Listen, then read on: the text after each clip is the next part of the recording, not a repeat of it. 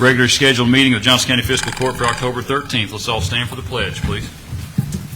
I pledge allegiance to the flag of the United States of America and to the republic for which it stands, one nation, under God, indivisible, with liberty and justice for all.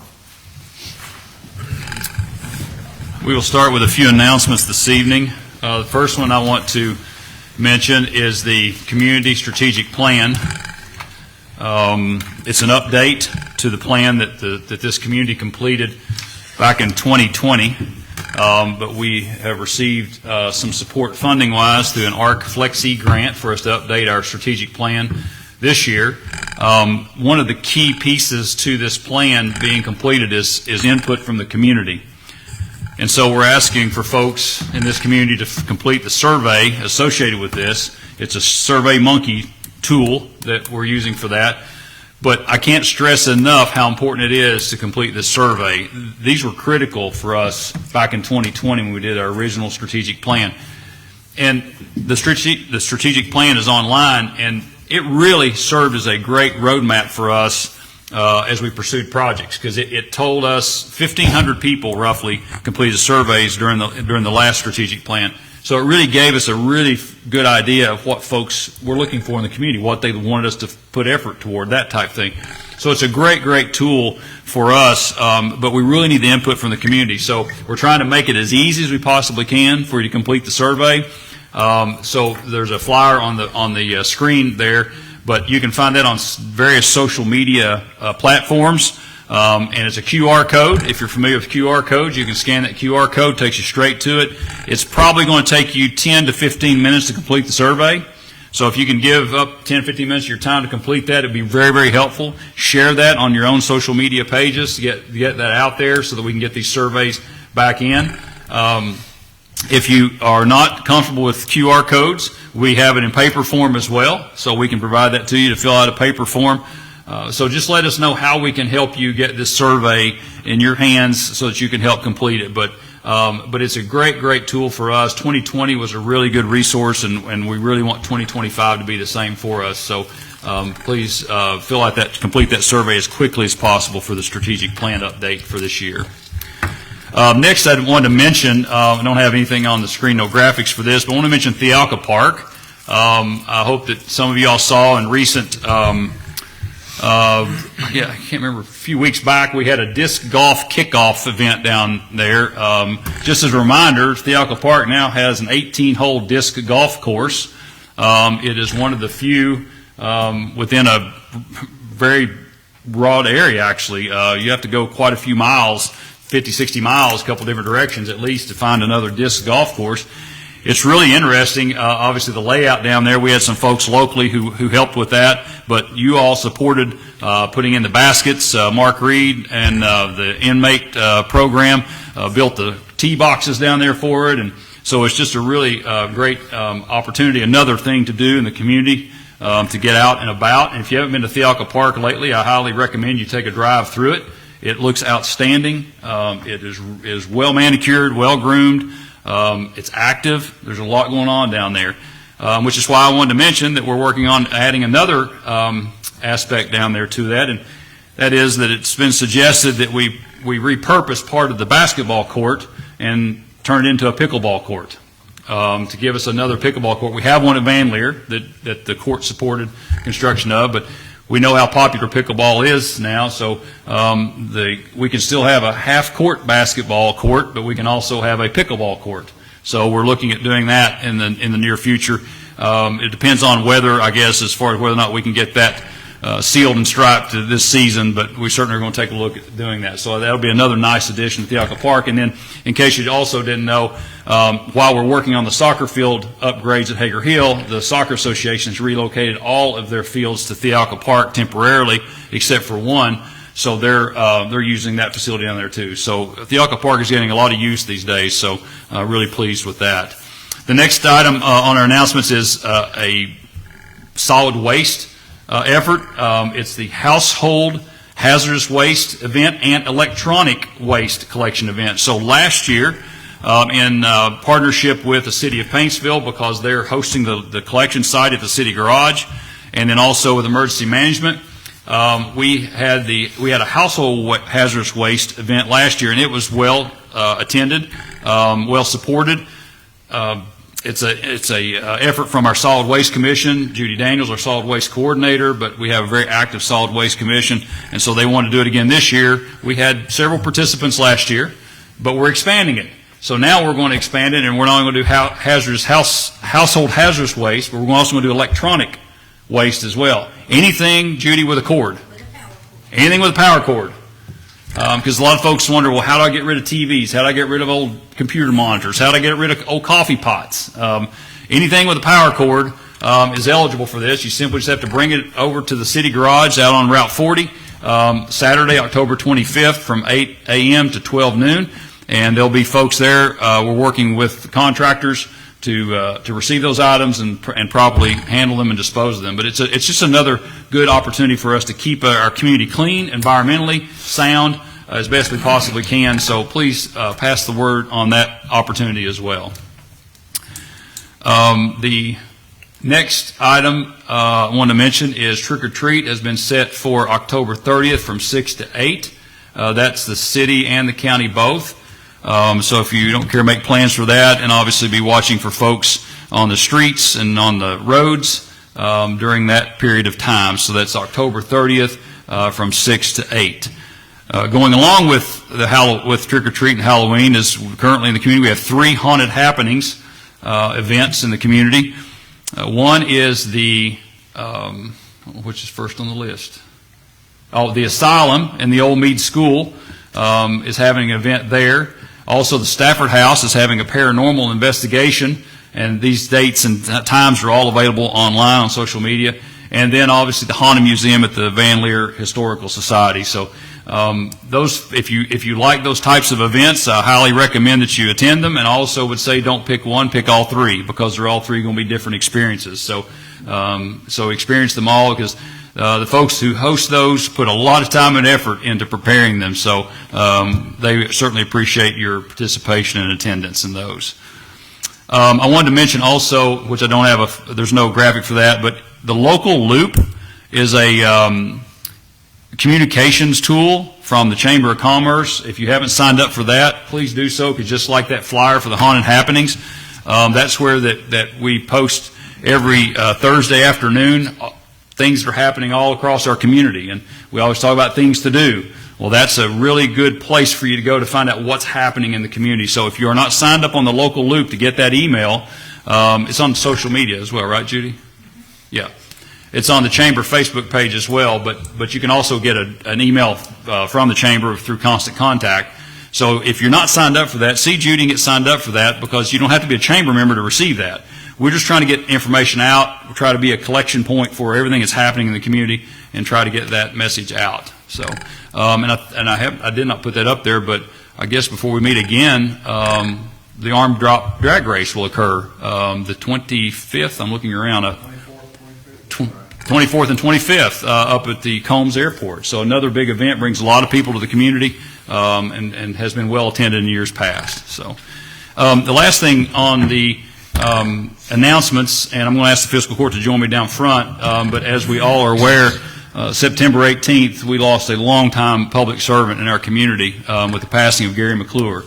And I want to say this, that while there's been so much said, I want to speak more from a perspective of the Fiscal Court, because one of the things we were first introduced to in 2019 was natural disasters, and I guess that was my first introduction to the value of emergency management in a community. And I really appreciate, and I know the court appreciated, the fact that we had someone who had experience and a steady hand, did not get excited like I did, and how to manage through these situations.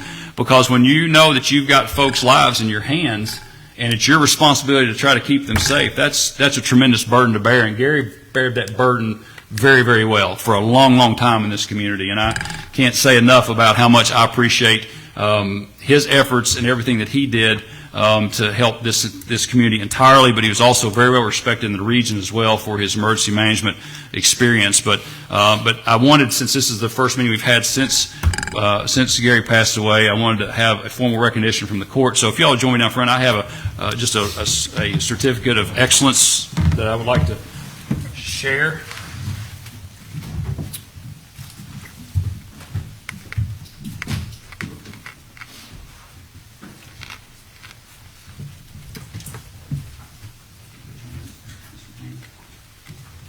So this is a recognition for years of service, and I know a lot of these things have been said in the past, but we certainly want to get them on paper officially from the fiscal court, because Gary obviously was outstanding in his service to us and to this community, and I want to give this to you, Regina, for Gary's years of service.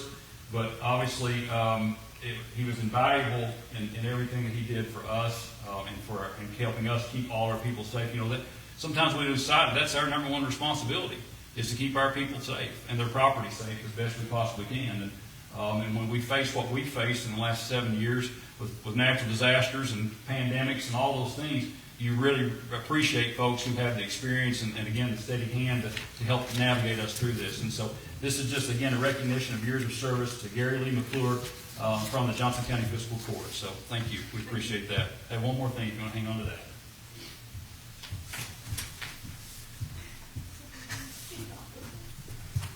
So we're also going to put this in our emergency management conference room, which is a picture of Gary in his turnout gear.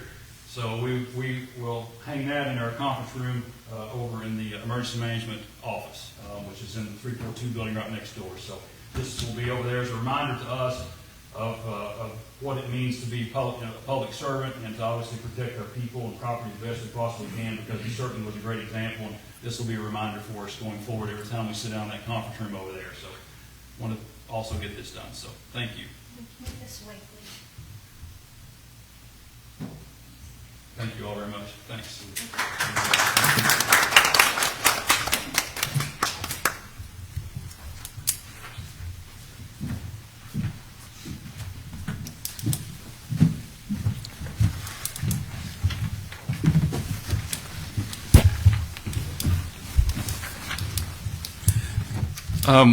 That's all the announcements I have for this evening, so we can move forward to item 4, and that is an approval of minutes for the regular meeting September 8 and special call meeting September 30. Are there any changes to those minutes that are suggested? Hearing none, we entertain a motion to approve. Make a motion, we approve. Motion by Commissioner Click. Is there a second? Second. Second by Commissioner Salyer. Any discussion? All in favor? Aye. Any opposed? Next is a presentation of the monthly bills. You have those in front of you. Did we rerun the report with those extras from today? Oh, yeah, if you want to, we can. If you haven't copied them, just bring them and we'll just pass them through. So let's move on while she gets those. We had a few extra claims that came in associated with the Corps of Engineer project, so let's get those for your all's review quickly before we approve those. So let's go on to item 6, which is the approval of the transfers and financials. The transfers are self-explanatory, but if you have any questions on those, please feel free to ask.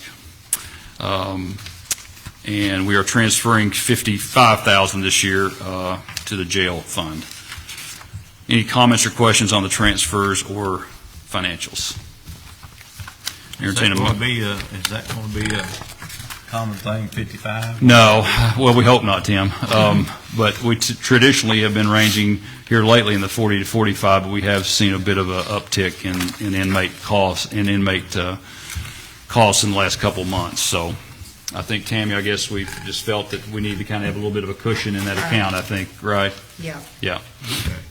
But it's a good question, Tim. Yeah, we hope that's not going to be the case, but it's hard to predict. Also, too, medical, Tim, becomes a, let's let you look at those and you just pass them down. Just that one page there, yeah. Those are all just associated with the Corps of Engineer. This way or back? This way.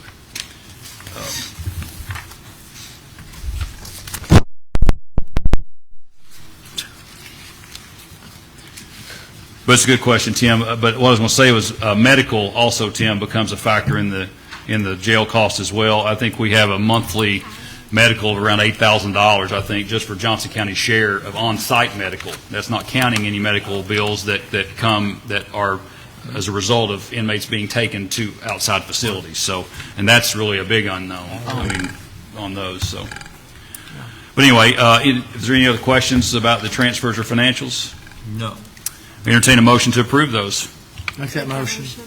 Motion by Commissioner Gerald, second by Commissioner Click. Yes. Any other discussion? All in favor? Aye. Any opposed? Let's back up to the presentation of the monthly bills. You have those that are on your printout, plus the ones you just reviewed. They're associated with the Corps of Engineer project. I will make mention that one of the approvals in here is for the completion of the installation of the full facility generator at Animal Services. That was has been supported by 87% of the cost of that is through FEMA. It was an HMGP project, and so, but that is in place. I will tell you that in times past, especially in the winter months, that facility loses power seems like fairly often out there, and it really becomes a challenge. We're scrambling to try to keep heat in the building, and so this full facility generator is really going to be a great tool for us out there to try to manage. So, but again, because it's happened to us so many times out there before, it qualified as a hazard mitigation project, which we were approved for that. So, any other questions about any of the monthly bills? We entertain a motion to approve them as presented. Make that motion. Motion by Commissioner Salyer. Is there a second? Second. Second by Commissioner Gerald. Any discussion? All in favor? Aye. Any opposed? Next is the clerk's third quarter report, fiscal year 25. We just need a motion to approve. Make that motion. Motion by Commissioner Click. Is there a second? Second. Second by Commissioner Salyer. Any discussion? All in favor? Aye. Any opposed? Next is approval of an agreement with HyperReach to provide community notification services. You have probably all are aware of Code Red, which is the system that this community has used for several years. I don't know how many, but a long time. It's a notification system that obviously sends you an alert to your phone, letting you know when there's weather issues, but it also is a tool that we can use to notify folks in certain areas, even for road closures and things like that. But through some conversations that Paul Burchett had with some vendors at a conference recently, there were some other providers that were consulted with, and we did a Zoom call with a provider representative from HyperReach, and they just do a lot more with their notification system. They are able to help us geofence for things like at the Apple Festival. If we have, and you can jump in and tell me, but like if we have a child that goes missing during the Apple Festival, we can use this as notification, but we're only notifying those within the geofenced area of Apple Festival. It doesn't go out to everybody in the entire county. So they have a lot more technological capabilities for us. You can also put more information in. It's kind of like anything else. The more you put in, maybe the more you get out of it. So they have that ability too. But at a minimum, it's just a notification system that will that helps us keep people advised of things that are of interest and of concern and potentially of danger to them. It also can set up where that when something occurs, it will automatically send out a message to a certain team of people. Like if we have an emergency management team and volunteers, it can send out to just that team to notify them and it asks them to respond that they received it so that we know that they're on board and know what's going on. So it's just a great communication tool. I'm going to tell you the other part of this is it saves us about $8,000 a year. So we were Code Red was in the $14,000, $15,000 range. I think is where it's creeping to with the newest renewal that kicks in November the 11th. But this one is, I think, $5,600 a year, I think. So it's a significant savings, but we believe that it's going to present more opportunities for us with notifications. So, how do these systems work? Like, do we just, I guess, say how to ask it. I guess we would inform whoever of we have this whatever. Well, it does two things. You can set it up for automatic notifications for certain events. For example, if there's a severe thunderstorm warning, it will automatically send that message out, right? Nobody has to hit a button or anything, right? But if something else comes up, then it has to be initiated from an emergency management or someone who has access to the system. You have to initiate the notification. I guess my question is our people using the system, or is there this entity up top that they do? Do you actually use the system? Like both. Both. Okay. And what's so good, what the judge mentioned there, once it automatically makes a post, it will go to the selected social media. It can go automatically Facebook, X, Twitter. It will automatically make a post there for us without doing anything. And it will pop up if you've got Alexis at your home. It'll automatically come up and say there's an emergency. Just different ways of communicating. What different entities does the information have to get to before this button's pushed? Well, it needs to come to the emergency. Weather Service. Well, National Weather Service for their events, obviously, those automatically get sent out if it's a severe thunderstorm warning. Now, if it's anything else that's more local that National Weather Service isn't involved with, then that information comes to emergency management through It's like 911 would notify emergency management, then there's a notification goes out through. We can do it manually. Again, it goes both. It goes one from a preset notification for certain events, or you can customize it to your own local. So you can pretty much say 911 or like weather related. It's already just connected to. Or again, just simply if there's a section of the county that's going to be impacted with road closures or whatever, I mean, you can notify, and it's also by phone too still. I mean, We'll be able to notify you by phone, text, email. If you're on your computer and they'll have a crawler going across the bottom of the computer. But is it still, that's upon me signing up for it, that's correct? the other thing I was going to That's tell still you. the kicker, right? We're not going to merge over any of the existing information on Code Red. It would be, Will it go to the landlines? yeah, that's what, yeah, it'll go I land. have to sign up for the other stuff, right? Does it go to landlines automatically?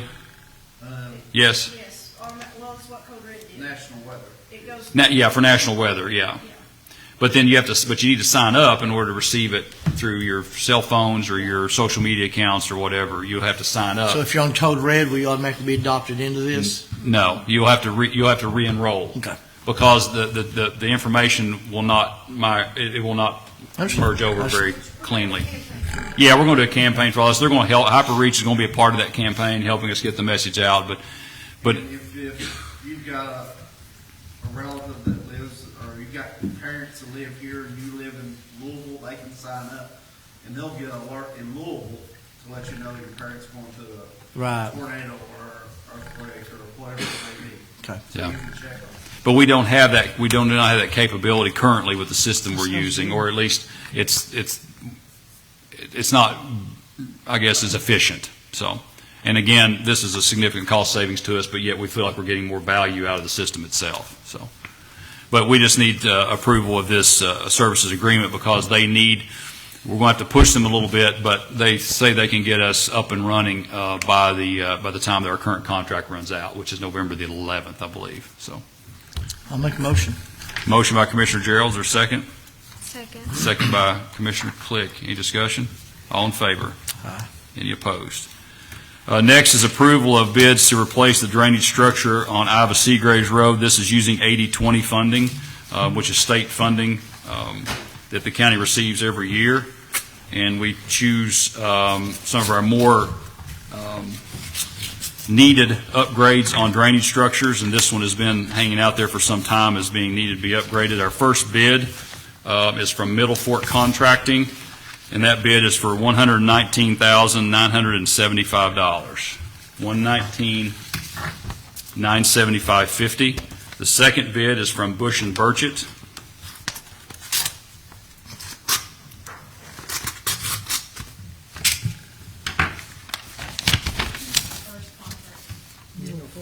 Middle Fork Contracting.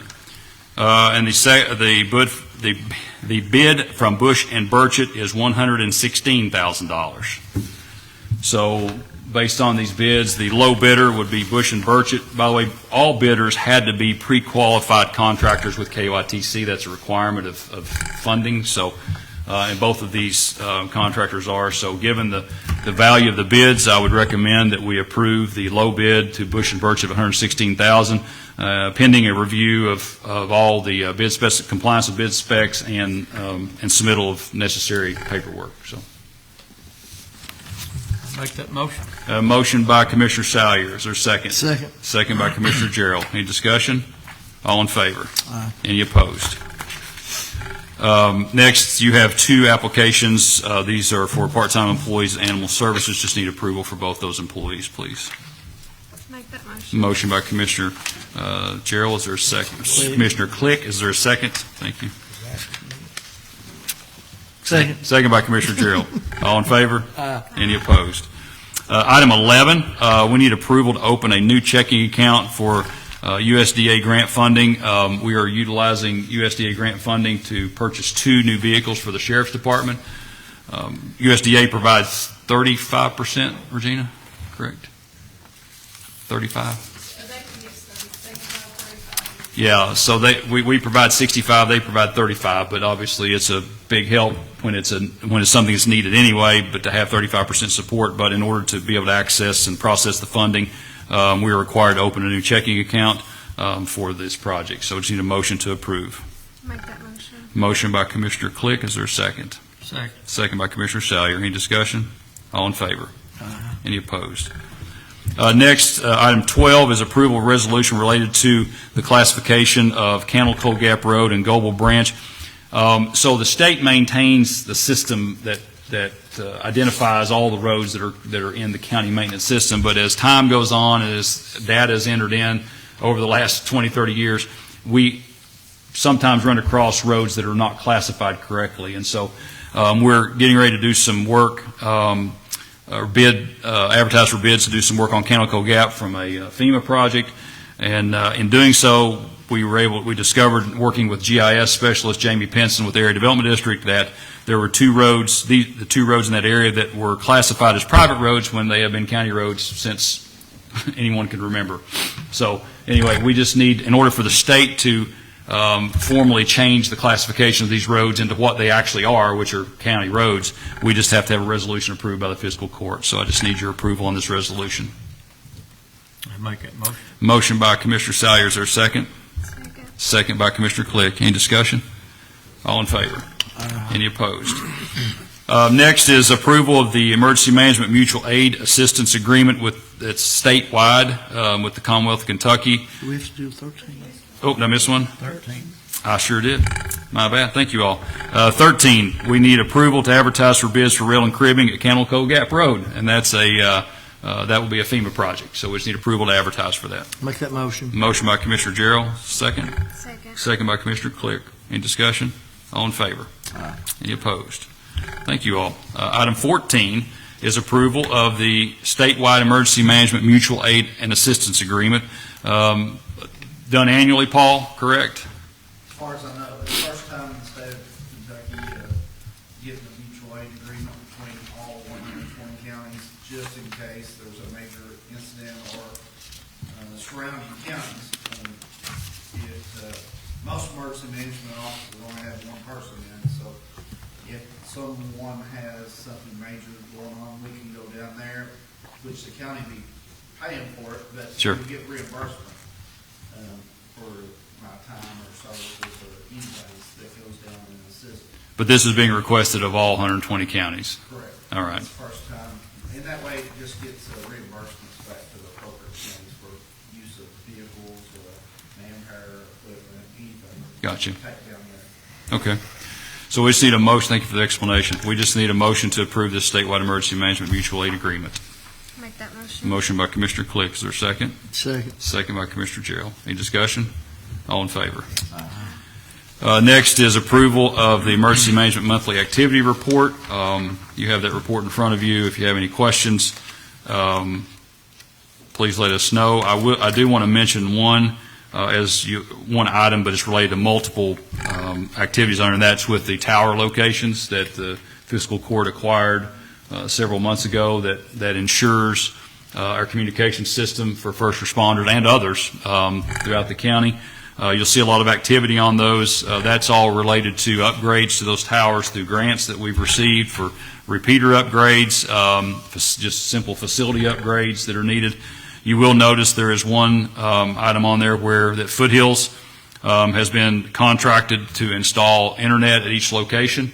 We are doing that because some of our contract repair providers, given internet capability on site, they can remote in and actually repair some things remotely, which saves us money in the long run, them not having to physically drive here. I will also say, too, that it helps us with security as well. because I cannot emphasize enough, we've had a few incidences at some of these tower locations, and I want to say this very clearly, that if we find out who is doing this, they will be prosecuted to the fullest extent we possibly can, because you absolutely are putting people's lives at risk when you vandalize these tower locations and compromise our communication system and our first responders. So the internet there will help us in two ways, help us with servicing remotely, but will also help us with security, because we're no longer, we just simply cannot tolerate this anymore, folks impacting these tower locations. We've got folks out there trying to service every day in the first responder community, and they cannot have the risk of not being able to communicate, plus people's lives are going to be at risk. So, and I'm going to say the same thing too while I'm on my little soapbox about this. The same thing holds true for road signs. It is illegal to steal a county or state road sign. And if you want to put you and your family at risk, steal the road sign. Because when you call for service from law enforcement, sheriff, or you call from service, Ryan, for EMS, or Paul from any of our fire departments in the county, and they cannot find your road because the name is not up there, you are putting your folks at risk of not getting, obviously, service in a timely way. So I'm going to say that that's also just about high on my list as a frustration level, that if we find folks who are going to steal these road signs, we're going to prosecute them to the fullest extent we can, because it is a public safety issue. So if you think that's funny, it's not funny at all. It absolutely affects you and your family, and and all the people around you.